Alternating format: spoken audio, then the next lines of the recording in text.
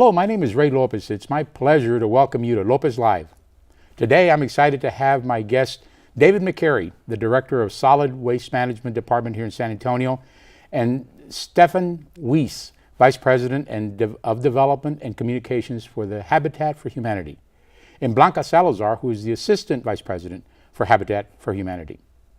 On today's show, we'll be discussing recycling during the fiesta and the process of becoming a Habitat homeowner. Now I would like to welcome to my show my first guest, David McCary. David, you get to come here on a regular basis because I really enjoy you coming on the show and talking trash. Thank you, Councilmember Lopez. I really appreciate it. Enjoy it. No, not at all. Hey, listen, I know that we have a very specific concern and issue here coming up with Fiesta and the whole recycling thing. And where do I recycle? How do I recycle? What should be recycled? And even if the public is maybe not thinking recycling at that moment when they're out celebrating Fiesta. So what I was hoping that we could do today is talk a little bit about what your vision is and how we would go about having a very effective green Fiesta, as they say.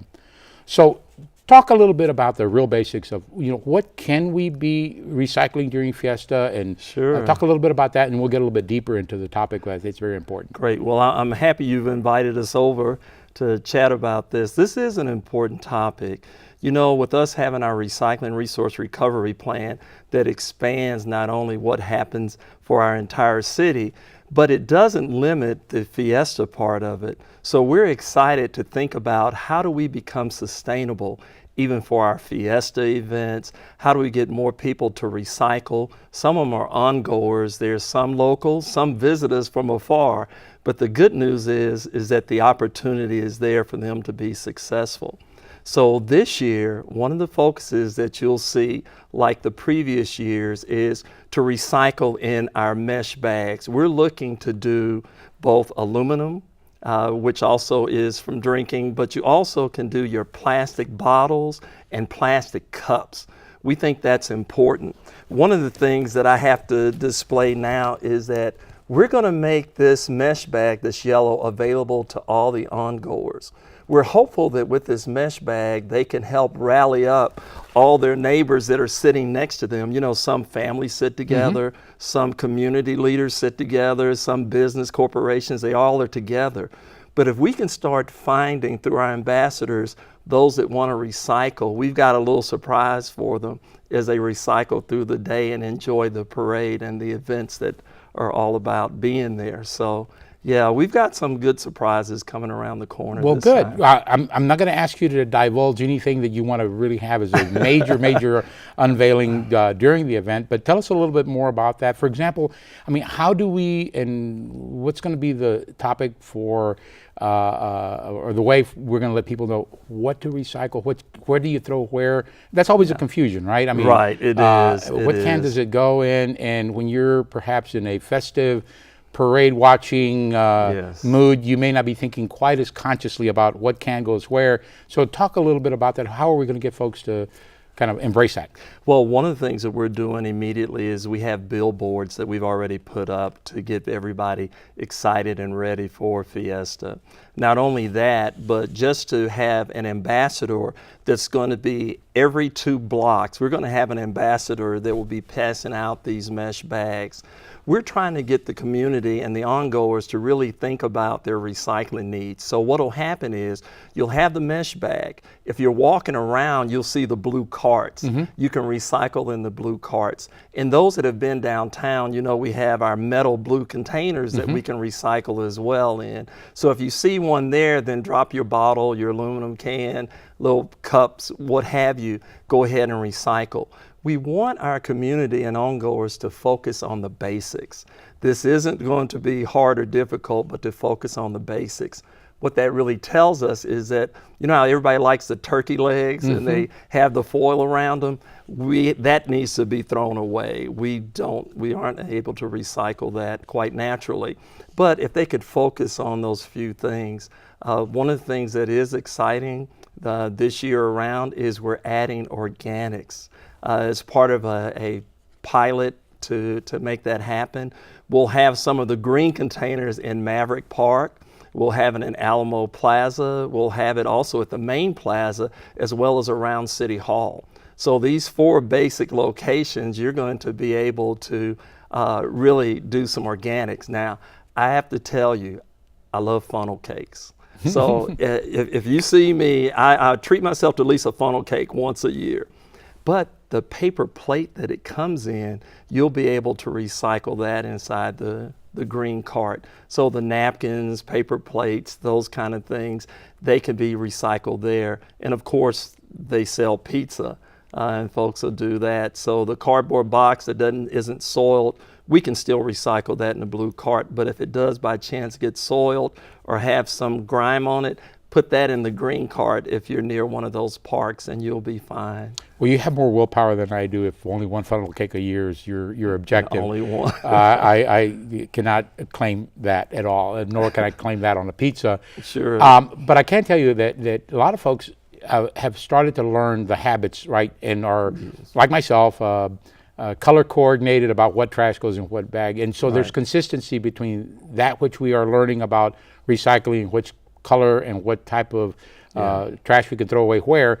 It's going to be consistent at Fiesta as well. It will definitely be consistent. So we always talk about recycle it or give it back to nature. So the blue cart that you'll see along with the mesh bags is recycling it, and the green cart will be giving it back to nature, because that will be turned into compost at the end of Fiesta, where the others will be recycled and turned back into a commodity. Well, and that's what really, my next question was going to be, generally speaking, people say, well, I think I generally know why we should be recycling, but there really are a lot of reasons that we should be recycling. Talk a little bit about more of the benefits, not only to the individuals, Sure. To our good earth, as well as to the city, and some financial implications to our ability to successfully have a recycling program. Yes, one of the things that's always good for us to do is to lead by example. When I mentioned earlier about a recycling resource recovery plan, that doesn't just mean that we're talking residential, we're just talking businesses or apartment complexes. It's what we do as a culture in our everyday habits. So recycling is going to go a long ways when we're there in Fiesta. We'll kind of set the milestone for the children, our next generation of recyclers, because if you ask a 7 or 8 year old and you show them this mesh bag, I guarantee you they'll know exactly what to do with it, and they'll encourage their parents to do the same. Now, one of the things that we're doing that we started last year, sir, that you'll really enjoy is I'm giving you your first medal in advance, because we'll be giving away those recycled medals for everyone that fills up one of these mesh bags as an incentive to recycle. And well, I know we have a lot of very enthused metal collectors out there. So this will be an opportunity for them to actually say, I actually not only swapped this one, I actually earned it. Yes. That's a great approach. And they'll know that this is the right one because the wheel actually turns. It's an I Recycle campaign wheel, so you can see that it'll turn. And we're expecting great things. Last year we did 22% recycling rate. We're up in the ante. Our goal is to get to 30%. This year. So it's a lot of great things that go along with that, and there's challenges. So we know it's not easy, but I think San Antonians are up for the I think challenge. so too. I think so too, because I guess historically you were just talking about, we continue to increase the amount of recycling. What would you say over the course of the next few years, what our goal is and what the expectation is of achieving it? Are we on track? Are we going to make it? Yeah, we're actually on track, and we're on a very good track.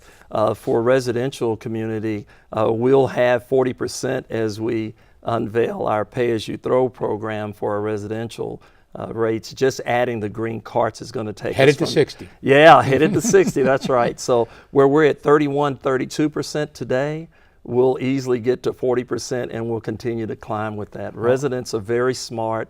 They're sharp. We love them to death. So we know that this incentive at Fiesta is a reflection of what we're doing in our homes. That's great. Well, I'm going to be looking for folks wearing these medals. I'm going to certainly point out to them that I am greatly appreciative for them earning that particular medal. Yes. And we're talking about what the public can do to recycle, and the pizza boxes and the turkey leg cover, aluminum and all that. Now, there's some things that cannot be recycled. What are some of those things, and what do we do with those? Yeah, the turkey leg with the foil, we won't be recycling at Fiesta. We can't recycle that. If you have like a bag of chips or something, then sometimes that plastic with silver lining, that also can't be recycled. So those little things should just be thrown away.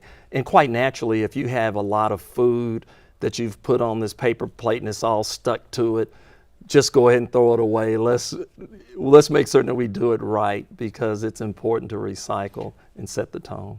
Well, and I'm sure that most people, will consciously do that. Unfortunately, sometimes they'll get contamination in one can versus the other. So what happens when there's generally good recyclable material in the container, but there's some contamination and we can't do anything with it? Or what do we do with it? Well, what happens is when it gets to our materials recovery facility, or if it gets to our place where we do the composting for the organics, it actually gets filtered out. There's equipment there that will filter it out. It's kind of referred to as residual, something that has to go in the trash. So even if our ongoers get it wrong, and we're hoping that only a small percentage actually doesn't get it right, but even with that, those that did get it right, that got it inside the mesh bags or the blue cart correctly, it'll get recycled for sure. Well, good. Well, I do know that all the way from our very young to our young at heart, right? Yes. Our senior citizens like myself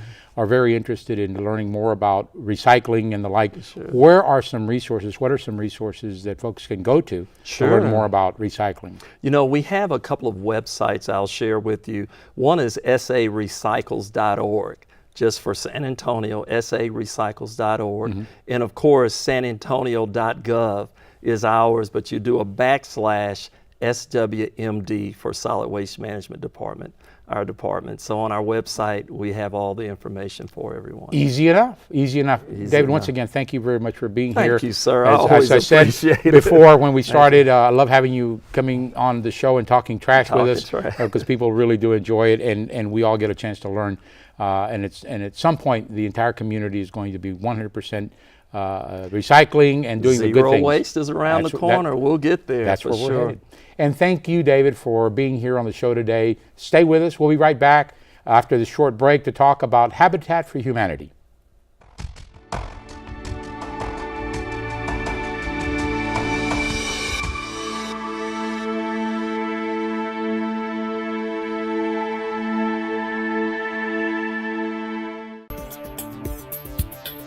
Is there an overgrown vacant lot in your neighborhood? Have you spotted unsightly graffiti? Have you found a pothole that needs repair? Now, requesting City of San Antonio services can be done from anywhere and right from the palm of your hand. The City of San Antonio is proud to offer residents a new way to personally connect with your government for city services, in addition to calling 311. The new San Antonio 311 mobile app is now available for download at www.sanantonio.gov, the Android market, and the iTunes store by searching keyword San Antonio 311. Once downloaded, iPhone and Android users can submit service requests to address issues such as overgrown yards or vacant lots, junk vehicles, pothole repairs, graffiti, and others.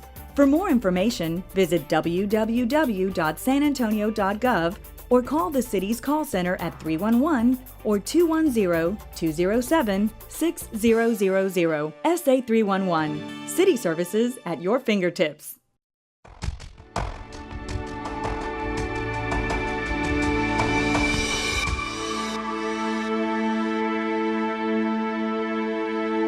Welcome back to the show. I'm your host, City Councilman Ray Lopez.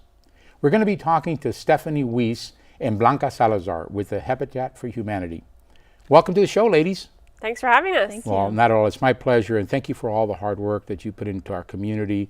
Your, as they say, blood, sweat, and tears, because I know that it's a passion, and what you do for our community is greatly appreciated.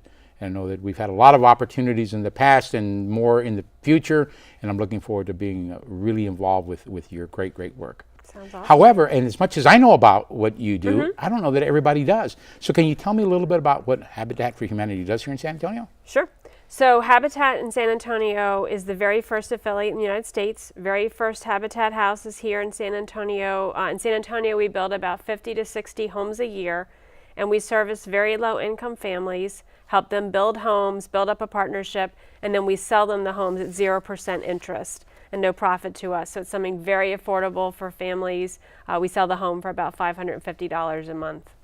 Wow, that's their mortgage. Yeah, that's incredibly attractive.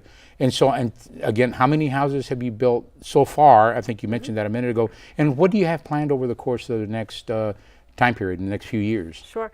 We have completed 947 homes just in San Antonio in Bexar County, and this year we're building 50 homes. And in the next several years, we hope to build 50, 60 homes a year. And how many of those in District 6? Because remember, this is a District 6 show, so let's say a lot of them, right? I know. You've been awesome. We love working in District 6. It's a great area, has a lot of resources. We're going to be starting a neighborhood this fall called Hope Village, and that will have 21 houses when all is said and done. We'll be building them starting in the summer, going through the fall, and then beginning next year with them. And then after that, we have some land off of Acme Road called Lenwood Heights. You were just a part of that whole groundbreaking ceremony. That'll have 167 houses, so 167 families will be served by that. That's fantastic, and you do the math, and that's an awful lot of lives that are going to be changed to a very positive way. So thank you for what you do. Now, I know that I said it a few minutes ago. I said this is District 6 show, so you got to talk great things about District 6. But really, you select the geography based on need and demographics. Talk a little bit about how that selection process happens. Habitat works with very low-income families, but the mainstay of our families is they're super hardworking. So they're looking for an area that's going to be a good fit for them.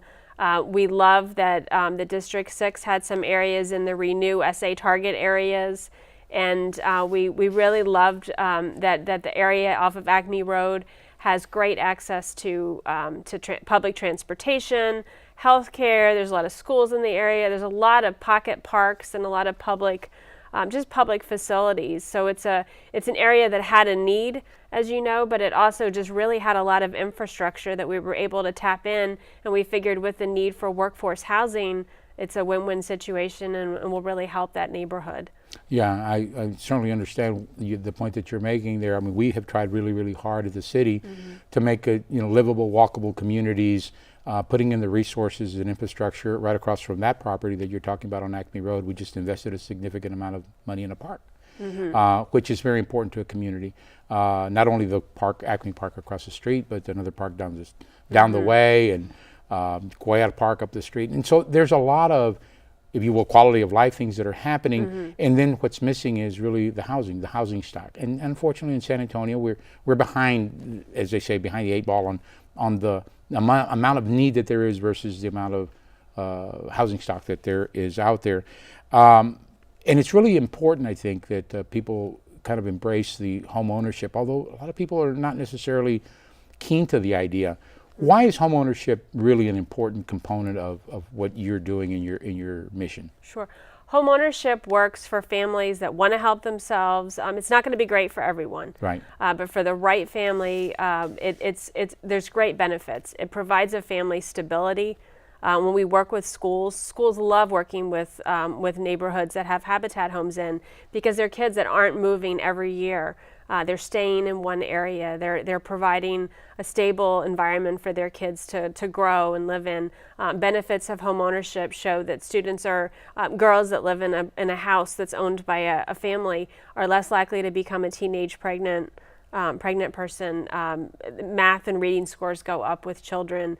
People are more likely to vote if they live in a home. So a lot of great benefits to home ownership. Less behavioral problems.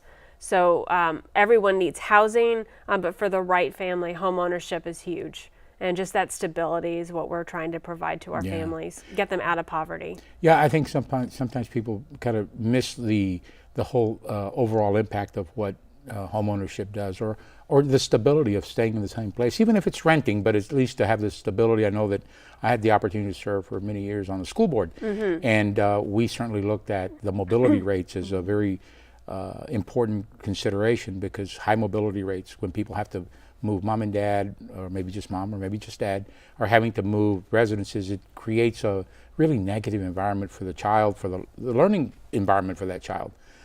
So what you're providing has so many benefits beyond just giving somebody a place and a roof and a place to call home. It really gives us a lot of stability, and we're certainly, as I said a minute ago, very, very grateful for what you do. How would someone go about applying? Because I mean, that's probably the most, I guess, misunderstood part of it all. I mean, somebody just walks up and says, "Hey, can you give me a house?" And they say, "Sure, there's one over there. Go ahead and take it." And not at all the process. So talk a little bit about how people apply, how they qualify, and how, if they may be short on their qualifications, how there's support to make it happen. Definitely. So what we do is, if there's anybody who's interested in applying, they can definitely call our office. Our phone number is 210-223-5203, and they can get an information packet sent out to them. Once we receive the information packet, it takes about 2 to 3 weeks for us to get in touch with them and let them know what their status is. If they are short in any qualifications, then what we do is we offer counseling, or we also refer them to other organizations in San Antonio that will be able to help them out, whether it's income, or credit issues, or anything like that. And is that typically the issue? I mean, income and maybe bad credit, or what are some of the things that typically people have a little bit more trouble in qualifying? So yes, typically it's something related basically to credit. And so credit is something that, unfortunately, yes, it will impact your decision making as far as if you can qualify for a home or whatnot. But we qualify families sort of like a bank does. So we do pull credit, but we don't look at the credit score. So we do offer counseling as far as what they can do if they can dispute any credit issues that they have on the report. So you help them fix that? Yes, Yeah. yes. Yeah. We try as much as we can to try to turn that application around and have them qualify Sure. for a home. Well, I think, Stephanie, when you said this is workforce housing, people need to understand these are folks that are working, and perhaps hasn't been a long work history or a consistent work history, and so there may be some help that's required. And what you're providing for them is that hand up, as opposed to, as they say, the hand out. And I think these are families that are worthy of that. About how many, is there a percentage of the applicants that actually are successful versus the ones that are not? I mean, do you have an idea? About half the people that apply get it, or more than that, or how does that work? I would say it just depends. It really depends on when they apply, and how adamant they are about the home buying program. Some families have greater credit issues that they have to work on, and it takes a longer time than others. But I would say about 80%, or that of the families that are going through the program would qualify based on the financial assistance that they receive or any referrals that we send them to. And so the 20%, or whatever the number is, that don't get qualified, would you then continue to work with them and say, hey, listen, here's the things that you have to do. Fix these things, have a little bit more tenure perhaps in your work, whatever it happens to be, and then come back at the next opportunity and apply again? Is that a possibility? Yes, definitely. And that's something that we do. We try to communicate with them and try to motivate them into fixing whatever issues they may have in order to qualify. That's great. Now, I'm sure that the two of you can take on a tremendous amount of workload, and you probably work incredibly hard, many days out of the week and the like, but you probably can't do it all by yourself. You probably also need a little bit of help from volunteers, other agencies perhaps. Talk a little bit about, if someone was interested in either applying, which you've talked a little bit about now, or maybe getting engaged to support in a volunteer way, how and what can they do to do that? We wouldn't be able to achieve what we've done so far without the help of all of the sponsors and volunteers that come out to help us out in building these homes. We work with approximately 11,000 volunteers last year alone, and we work with different organizations in the community, a lot of faith-based organizations as well. We have a lot of different high schools, college students that come out and participate, and just to give some time of their life to help the community is always great. So we are very blessed to have such a strong support system from our volunteers. That's great. Well, I mean, it does take that. I mean, it takes individuals that are caring, such as yourselves, and there's a lot of people out there that are willing to go out there and help. And I think most people realize, I mean, Habitat for Humanity, I mean, building houses, putting people in, and giving families an opportunity to move forward. But I think what people don't know much about is the stores that you have. You have 3 stores. I know you have 3 stores because I've been to them. Tell me a little bit about that and how's that working? Sure. So our stores are retail thrift shops. We sell new and used building materials. And you can get great buys. So go to the stores. You can get 40 to 70% off of a regular retail that you'd buy, anything you'd buy at a big box store. One thing that's nice about our stores is you can also make donations. So if you're redoing your kitchen, remodeling a bathroom, we go and pick up that stuff, and that can get donated. You can get a tax receipt, and then that gets sold to the public. The proceeds from the store cover our overhead. So 100% of the dollars that come into our program, 100% of those dollars go to home building. So we love that. Our stores are at Marbach, Walsham, and Probant. Right. Well, I'm glad that you brought that up. Wanted to let you have a special plug in there for those, because those that haven't been there, and I'm encouraging our listeners to make sure that they got those addresses right, to go there. And it not only is it economically advantageous to those of us that go and shop there, but it also is helping Habitat for Humanity. Now, you talked about something that I really wasn't aware of, and that's people can, after they do a remodeling job at their own home, or perhaps they're small, do-it-yourselfers or whatever, that they can actually bring extra surplus materials back and turn them in and get a tax write-off. You get a receipt for all that kind of stuff. Yeah, so if you're a small contractor, if you've got doors, windows, something from a job, you don't have any place to store them, we can take that off people's hands. They basically donate that to us, and then we resell it. So that's how we get all that cool stuff in the stores, like a old hot tub or a old door or window that you really can't find at a big box store. So good. Well, great. Well, I'm glad that I learned something there, and thank you for all the great work that you're doing in our community. I'm glad that you were able to come here on the show and share a little bit about that, because it's incredibly important. And thank you for tuning in. I would like to once again thank my guests for taking the time to provide us with such great information about recycling during Fiesta and Habitat for Humanity and the process that they're following. I look forward to our upcoming show, and until next time, I'm your City Councilman Ray Lopez, and thank you very much for tuning in.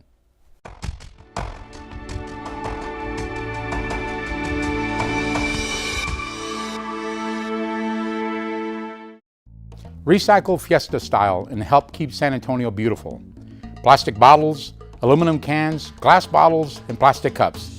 They all go in the blue recycle bins or MASH recycle bags at the parades. Throw the rest of the proper trash into the containers or trash bags, not on the ground. Join the movement, recycle, and keep Fiesta clean.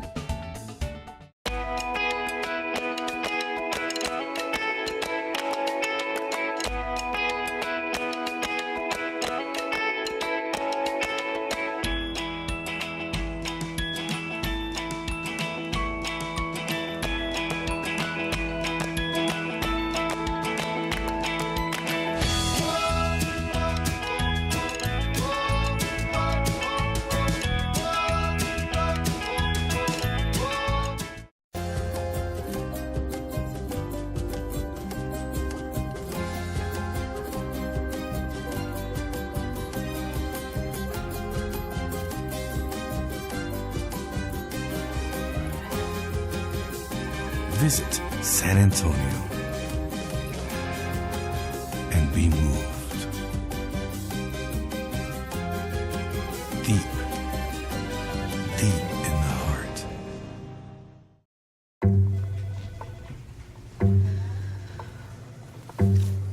Please have a seat. I'll be honest. Your resume is not what I'm used to. I know. Okay, so what would you bring to my company? What do you need? I need a hard worker. Good. I've got 2 part-time jobs and to help my parents pay the bills. I need problem-solving skills. I got through high school without a car, a phone, or a computer. No college degree, though. Not yet, but life's taught me a lot, and I'm ready for more. Well, you're not the typical kind of candidate that I hire. But you are exactly what I'm looking for.